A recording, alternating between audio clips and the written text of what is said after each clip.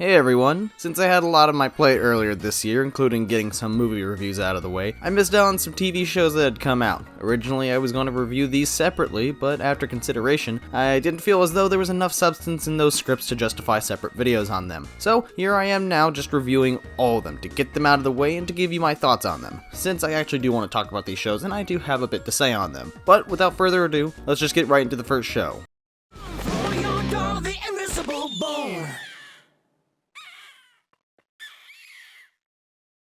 Peacemaker was a pretty good show that I enjoyed thoroughly. Compared to the Marvel shows that have come out last year and some this year, this one feels truly unique, both in style and story, where those shows pretty much felt like missed potential, and there might have been something new and fresh to come out of them in the MCU. They squandered that potential as they went along, leading to them feeling kind of bland. Here though, James Gunn is able to replicate the things that worked well in the Suicide Squad, like the character development, action, and story, in order to help make a good comic book TV show. However, with all the good stuff the show is able to capture from the movie, all of the bad stuff is also here too. But I'll touch on that later. Firstly, the characters here are all likable and well written. I enjoyed the dynamic everyone had with each other, where no one liked each other at first, but as the series progressed they all got along with each other more and it felt natural. Everyone felt like real people, honestly. I mean, Economos gets bullied by Peacemaker throughout the show, and a specific joke made about him is turned into an emotionally depressing moment that hits pretty hard.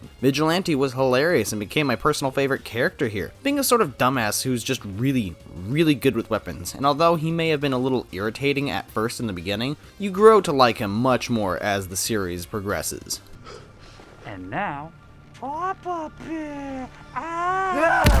And of course, I cannot forget, the standout here is undoubtedly John Cena, who absolutely knocks it out of the park as Peacemaker. He wasn't given much screen time in the Suicide Squad to shine on his own, since he was more of a side character and kind of comedic relief at the same time, but here we get to see the emotional side of him, and see that he's an actual person rather than a constant joke machine that just kills people. And I felt really bad for him by the end of the show, since he was pretty much screwed up from the start of his life and had to deal with the situation he was put into. It was really well done, and I felt with this character, and I honestly hope to see more of that developed going forward. Additionally, the action was really well done here, and the brutality of it was great to watch, helping the overall crazy story feel grounded and tension-filled. But even though there was good stuff here, there were a few issues present, such as the story, which wasn't massively interesting in the beginning. It takes a little while for it to kick into gear, at least until around the halfway point of the third episode, and it gets a little muddied by some side plots that don't really matter in the long run. The villains as well were not exactly amazing. White Dragon didn't play as much of a factor in the story, and was more of a hurdle than anything else. I get he's there to psychologically torment Peacemaker, but still, it didn't feel as meaningful, especially since the two didn't really see each other for a majority of the show, which left the final conflict between the two a little lackluster.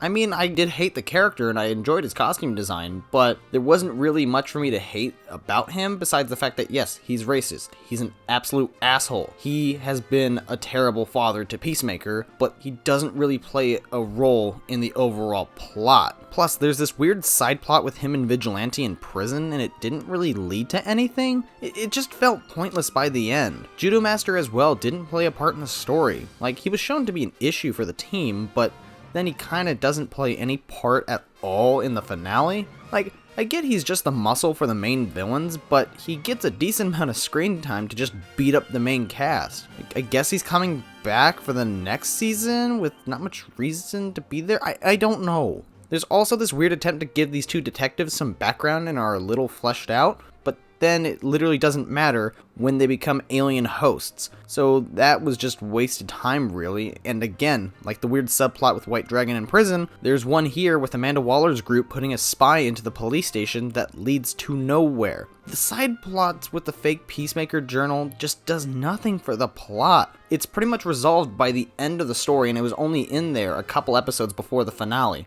There wasn't really much to it. And finally, and probably the most obvious part of this show, the humor is again, like in the Suicide Squad, a little overdone and not entirely hilarious. Where I said the Suicide Squad was kind of half and half with the comedy, it's harder to judge here since this has a much longer runtime. And it doesn't really help when the comedy is stuff like them arguing over if the pronunciation of Berenstain or Berenstein Bears is correct. And that lasts for like 2 minutes in an episode. It wasn't funny, and it becomes even less funny as it progresses. And them making childish insults followed up with them saying the word fuck over and over is irritating as all hell. And the show likes to use that word a lot. Fucking fucking fuck. Fucking fuck. Fucking fucking fucking fuck. Motherfucker. Fuck. Fucking fuck. Fucking. Are you fucking kidding me? Fuck. Fuck you, Barry.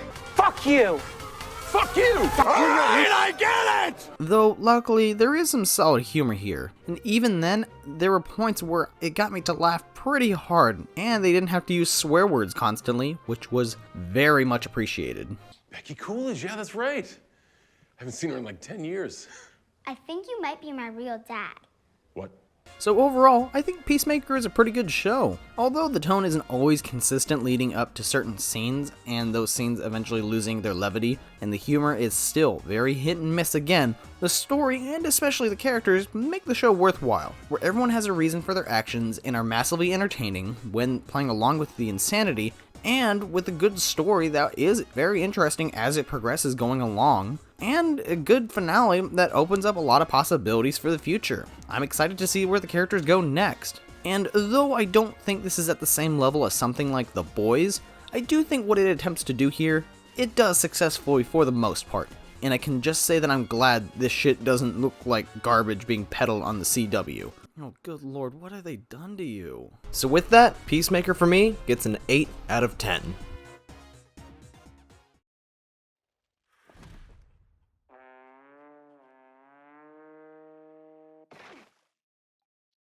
You know, I really enjoyed the original Cuphead game. It was fun, insanely difficult, and gorgeously animated. So, when it was announced that Netflix was working on a show for it, I was rightfully skeptical, both for it being a video game adaptation and for Netflix being Netflix. However, TV adaptations of video game franchises have been recently pretty good, and pretty much all of them have been exclusively on Netflix, and all of them have been pretty damn good. So I actually had some faith that it would actually be good, and it was! Although not being the deepest or most insane thing to come out, the Cuphead Show set out to do one thing, and it accomplished that with flying colors: being fun. The animation here is, of course, the main focal point, and it does a wonderful job of capturing the style and whimsy of those old 30s rubber hose animation cartoons. Even though the show is computer animated, it does a great job replicating the style and making it seem as though it's from that era. And though I am not an animator, since that process is timely and insanely intricate, the animators who did it here did a terrific job. Some of my favorite parts come from the mixture of the 2D animation with realistic backgrounds, like in some of the flight sequences from the game. It gives it a unique look to them that I wish was used a little bit more, honestly. But my god, the facial expressions some of the characters put on here are unintentionally amazing. Like, seriously, watch the show and pause it when the camera is focused on a character's face. You will not regret it. What the fuck kind of face is that? Interestingly, the games never gave characterization to the characters, and none of them were voiced, besides having Lego Star Wars-esque mumbles. So the show had to essentially create entire personalities for these characters, and I think it does a great job at doing so. The relationship between Cuphead and Mugman was cute, and I liked how they were actual brothers who would fight with each other for fun and dumb stuff, but also still cared for one another and aren't just dicks to each other for fake emotional conflict or something. Funny enough, this is Miss Chalice's first debut in the Cuphead franchise, since the DLC introducing her originally to the game hasn't actually come out yet. And although she's only in one episode, I do like her being very street smart, being able to charm her way into getting stuff and out of situations. King Dice was delightful with how sleazy he was in the game show and how desperate he got towards the end. And the Devil was absolutely wonderful, with how he's so full of himself and being super conniving and slippery. His movements fit perfectly with how he acted, and it was just so much fun to watch him throughout the time of the show. The music as well was wonderful, following the game and using big band jazz, and it fits perfectly with the 30s aesthetic. Some of the characters have their own song numbers, and although I wasn't the biggest fan of them, they were all still done well. Especially the Devil song at the beginning of the show. I've got to hear more song numbers from him. And the main theme was really cheery and upbeat. It would have been nice to hear a couple more tracks from the game as well, but that's not a massive letdown at all. Now, if I were to have any complaints about this show, at all, it would probably be these couple of things. Like how the animation looks a little too smooth at points, if that makes sense. Where it's supposed to be 30s animation aesthetic, but then it starts to seem a little too computer animated, like it doesn't have the roughness it needed at points. But those movements were very few and far between, and you'd have to be looking very, very hard in order to find those. Another issue was the comedy. Now, for the style the show is going for, of course slapstick comedy is used extensively throughout the show, and I have no problem with that at all. Though a few more well-timed or clever jokes would have been appreciated, such as how early SpongeBob was able to nail it. This'll scare him.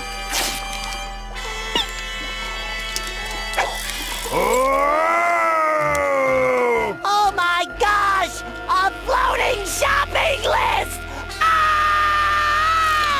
But the show is clearly going for a younger audience, probably to get people of all ages to enjoy it, for those who played the games and kids looking for a fun cartoon show to watch, so not really that big of a deal. And last, I wish the stories here were a little better, since many of them didn't really have anything that made them feel unique to the Cuphead show. Like, many of the scenarios didn't seem like they were taking full advantage of the world around them, and made them kind of seem a little mundane, but they were still fun to watch, and especially with the animation, so there's not much for me to say there. But besides those very, very, very minor issues, the Cuphead show was able to accomplish what it set out to do, being both a charming homage to cartoons of the 1930s and a well-done adaptation of a video game. The characters are all fun and very well voice acted, the music is bouncy and full of life, the comedy, while not amazing, is still goofy with some amazingly unintentional bits, and the animation is wonderfully done with outstanding results. I'm damn happy with how the final product turned out, and I'm very much looking forward to the next season of this show. I do hope that more shows take on different art styles like this one has, to help make them stand out from others and perhaps give us more creativity. And with that, the Cuphead show for me gets an 8 out of 10.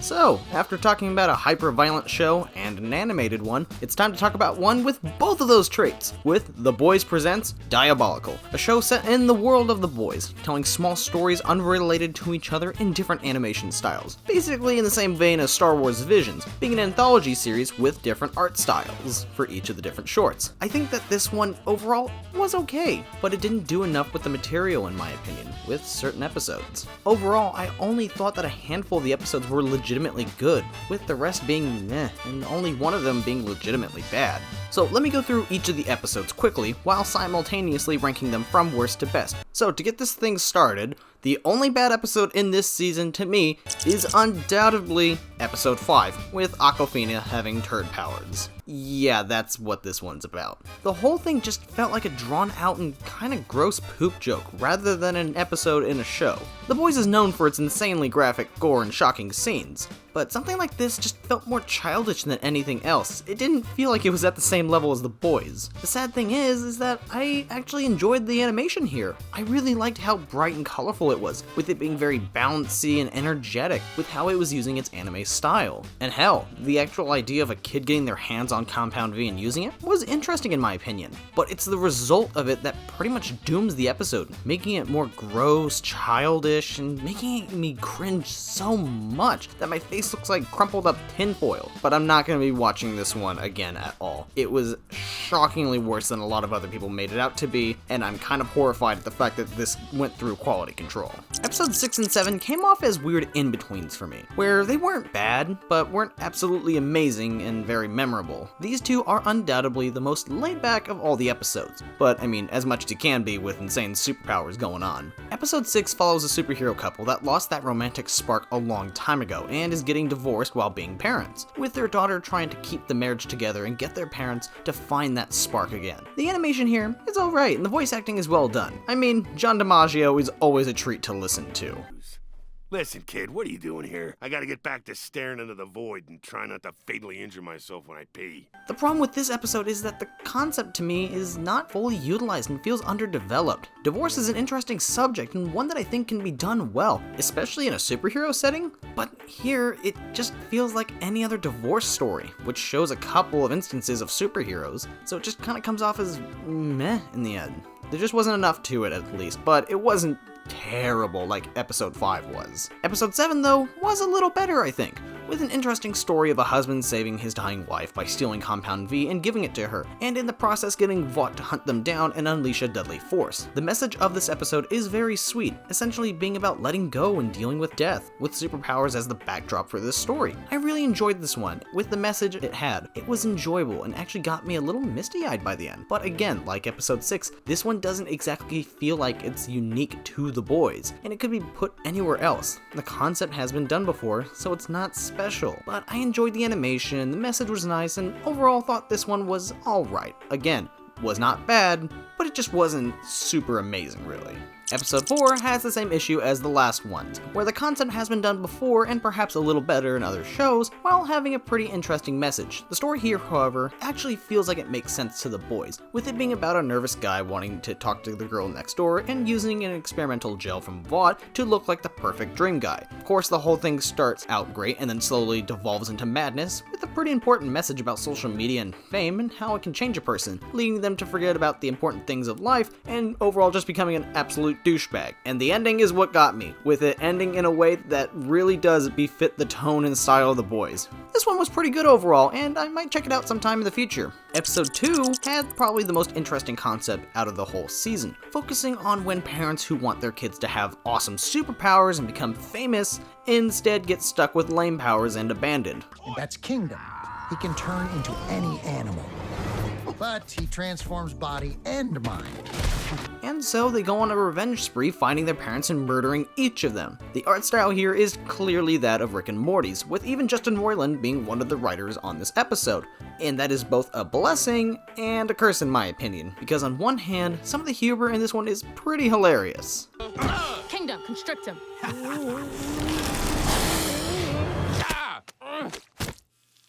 Shit, someone get him. But then on the other hand, there are some pretty juvenile jokes, which is Roiland's style, but is still groan-worthy. Conte balls. He can melt anything with his testicles. Ranch dressing cum squirter. That one's self-explanatory. Booby face. And look, humor is super subjective, so my opinion should not be taken as fact. If you enjoyed this more than I did, that's totally right compared to me. But again, to me, it just takes away a little bit from an otherwise pretty good episode.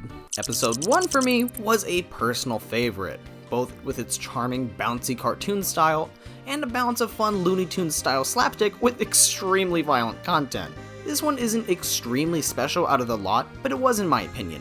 I found it the most unique because of its charming art style, because it presents itself as a fun and family-friendly adventure on the outside, but then devolves into a dark and messed up narrative filled with so much gore, which obviously made it so much better. The story here is about a scientist who grows attached to a baby with laser vision through his tests with her. However, once the baby is set to be terminated, he helps her escape and then has to keep her safe from Vought while she causes accidental mayhem in the process. It isn't that hard to follow. Honestly, I just love the simplicity of this one, and how much fun it is to watch. It isn't trying to say anything deep or something, it's just sadistically fun Warner-style cartoon mayhem. Episode 3 was a really novel one, this time using the art style from the original comic book series, with all the characters using the designs from there as well. On top of that, we get to focus on an aspect of soups with drugs and how messed up it can be. How very messed up it can be. The fact that there was this massive build-up to the finale and this impending disaster that you knew was going to happen was great and really thrilling.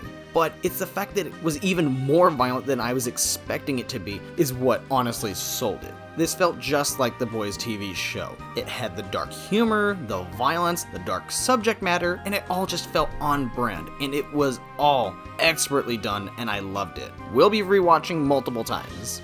Episode 8 for me is the best one, both for how it fits in the style of The Boys, but also the maturity and dark aspects of it.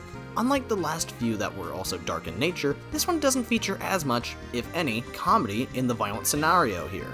I like the fact that this one is specifically focusing on Homelander and his beginning spiral into madness when trying to resolve the hostage situation, where he actually wanted to start off as a legitimately good hero, but then turns to violence to solve this whole thing, and it's absolutely dark and kinda sad, honestly. I really appreciated how here they kept the realism intact of this episode, like when Homelander wraps metal around a person she can barely breathe, or in this lovely situation, You know, friend, It's hard to hold a gun when it's 500 degrees Fahrenheit.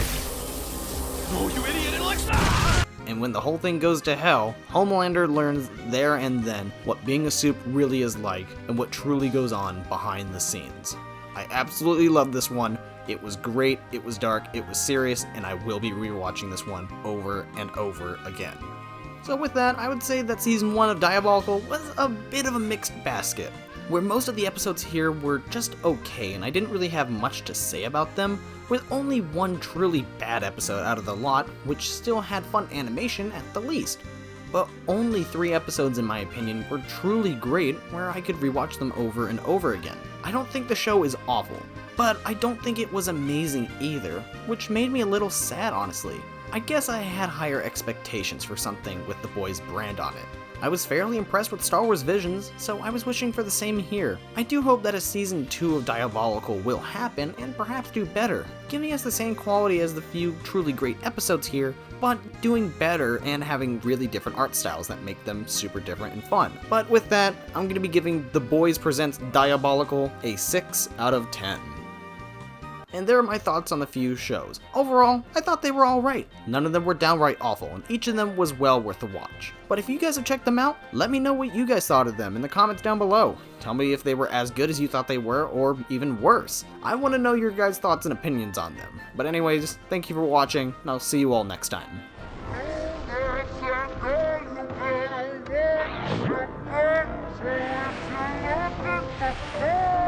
Yes, we're looking.